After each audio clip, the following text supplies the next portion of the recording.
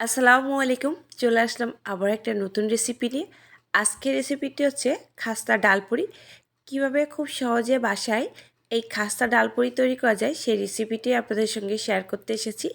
আশা করছি আজকের রেসিপিটি আপনাদের কাছে ভালো লাগবে আর আপনারা খুব সহজে এটা বাসায় তৈরি করতে পারবেন।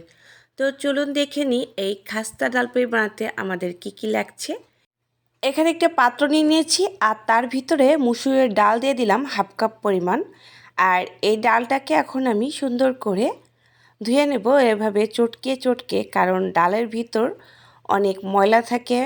আর যেহেতু শস্য দানার ভিতরে সবসময় একটু ময়লা থেকেই থাকে। চেষ্টা করবেন ডালটাকে সুন্দরভাবে এভাবে কষলিয়ে কষলিয়ে হাতের সাহায্যে ধুয়ে নেওয়ার জন্য।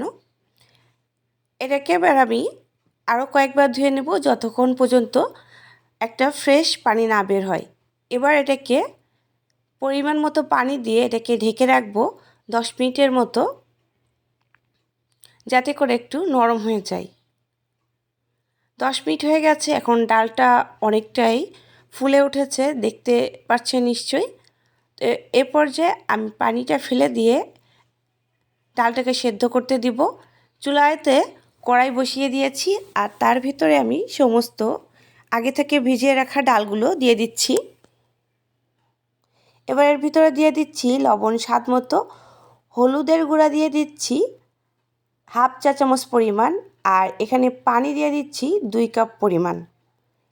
হাফ কাপ ডালের জন্য 2 কাপ পানি যথেষ্ট। ডাল ফুটতে ফুটতে ততক্ষণ আমি আটার খামিটা করে নেব। তো এখানে একটা মিক্সিং বোল নিয়ে নিয়েছি আর এর ভিতরে দিয়ে দিচ্ছি 2 কাপ ময়দা। আপনারা চাইলে এখানে আটাও ব্যবহার করতে পারেন। দোকানের মতো পারফেক্ট স্বাদ পেতে অবশ্যই ময়দা ব্যবহার করতে হবে। এখানে লবণ দিয়ে দিচ্ছি 2 চা চামচ পরিমাণ আর চিনি দিয়ে দিচ্ছি 1 চা চামচ পরিমাণ। দিয়ে একটা হ্যান্ড উইক্স দিয়ে শুকনো উপকরণগুলো মিশিয়ে নিলাম। এবার এর ভিতর সয়াবিন তেল দিয়ে দিচ্ছি 5 টেবিল চামচ পরিমাণ। আর চেষ্টা করবেন অবশ্যই 5 টেবিল চামচ সয়াবিন তেল দেওয়ার জন্য। দিয়ে আমি হাতের সাহায্যে এটাকে মিশিয়ে নিচ্ছি।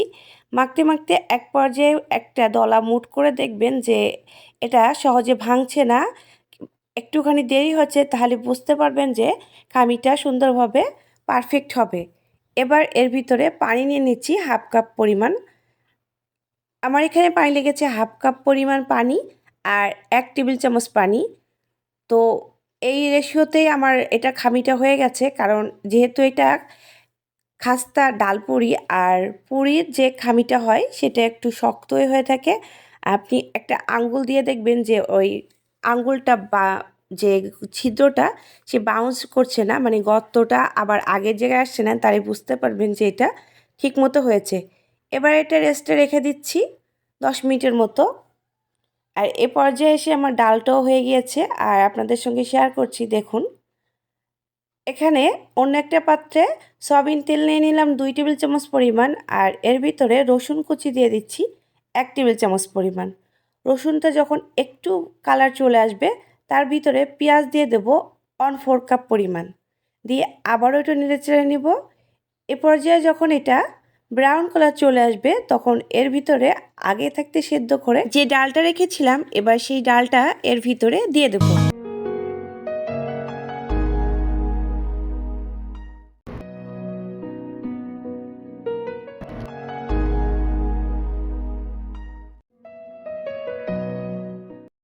ডালটা যখন ভালোভাবে ভাজা হয়ে যাবে এই পর্যায়ে চিলি ফ্লেক্স দিয়ে দিচ্ছি 1 টেবিল চামচ পরিমাণ আর জিরা গুঁড়া দিয়ে দিচ্ছি হাফ চা চামচ পরিমাণ। ধনেপাতা দিয়ে দিলাম 3 টেবিল চামচ পরিমাণ। দিয়ে ভালোভাবে আবারও সুন্দর করে মিশিয়ে নেব। আর এটাকে এখন ভাজতে থাকবো যতক্ষণ পর্যন্ত এটা আরেকটু শুকিয়ে না আসে, ততক্ষণ পর্যন্ত এটাকে ভাজতে থাকবো। এ পর্যায়ে দেখতে পাচ্ছেন এটা কিন্তু অনেকটাই শুকিয়ে এসেছে। এবার এটা থেকে নামিয়ে নিব। আর যে খামিটা রেস্টে রেখেছিলাম এবার সেটা আগের থেকে সফট হয়ে গেছে, হাত দিলে নিশ্চয়ই বুঝতে পারছেন। তো এটা আসলে দেখেই বুঝে নিতে হবে বাসায় করলে আপনারা ঠিক কেমনভাবে হবে। তো এটাকে আমি আবার একটু মেখে নিলাম আর এবার এটাকে টুকরো করে নিচ্ছি একটা পিজা কাটার দিয়ে। খামিটাকে আমি যেহেতু বাসায় সবাই তাড়াতাড়ি খাওয়ার খুব চেষ্টা তাড়া দিচ্ছে, এই জন্য আমি তাড়াতাড়ি করে নিচ্ছি। আর আপনাদের সঙ্গে দেখিয়ে নিচ্ছি যে এটা কী করে করতে হবে। আমরা যারা বাসায় হাতে কুলি পিঠা বানাই তারা ঠিক বুঝতে পারবেন যে আসলে এটা আমরা কিভাবে করেছি। আর এটা খুবই সহজ করা। আর আমি এতে আমার পছন্দ মতো ডালের যে পুরটা সেটা দিয়ে দিচ্ছি। আর এটা দেখুন কিভাবে আমি এর মুখটা বন্ধ করছি।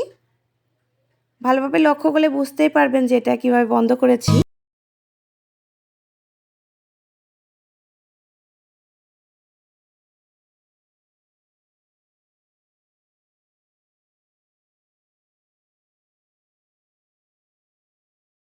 খামির ভিতরে ডালের পুর ভরা হয়ে গেলে এভাবে একটু চেপে চেপে নিতে হবে, তাহলে সব জায়গায় ডালটা পৌঁছাবে।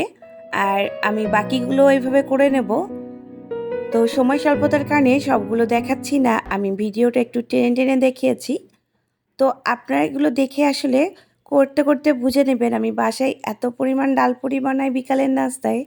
তো ভাবলাম আপনাদের সঙ্গে আজকে শেয়ার করি। তো আশা করছি আপনাদের কাছে রেসিপিটি ভালো লাগবে। ভালো লাগলে প্লিজ চ্যানেলটিকে সাবস্ক্রাইব করবেন। আর আপনি যদি অলরেডি আমার চ্যানেলটাকে সাবস্ক্রাইব করে থাকেন আপনাকে অসংখ্য ধন্যবাদ। আর এখন দেখুন এটা কী অবস্থায় আছে। আর ডাল পুরি বানাতে আমি এখানে একটা লোহার কড়াই ব্যবহার করছি। আর এখানে একটা মানে রুটি বেলার যে পিঁড়ি থাকে সেটাতে আমি তেল মাখিয়ে নিয়েছি। আর এখন একটা বেলুন দিয়ে আমি এটাকে বেলে নেব। ডালপুরিকে আবার এতটাই সুন্দর করে আজকে হয়েছে যে আপনারা এটা চাইলে হাত দিয়ে চেপে চেপেও করে নিতে পারেন। আপনাদেরকে সেটাও আমি দেখিয়ে দেবো কিভাবে।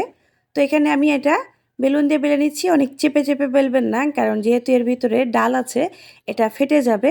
আর চেষ্টা করবেন একটু মোটা থাকতেই এটাকে করে নিতে। এ পর্যায়ে দেখুন আমার কিন্তু এটা ফেটে যায়নি, কিন্তু ডালগুলো ভিতরে বোঝা যাচ্ছে। আর এই যে হাতে এইভাবে চেপে চেপে নিয়েও করতে পারেন, কোনো সমস্যা নাই।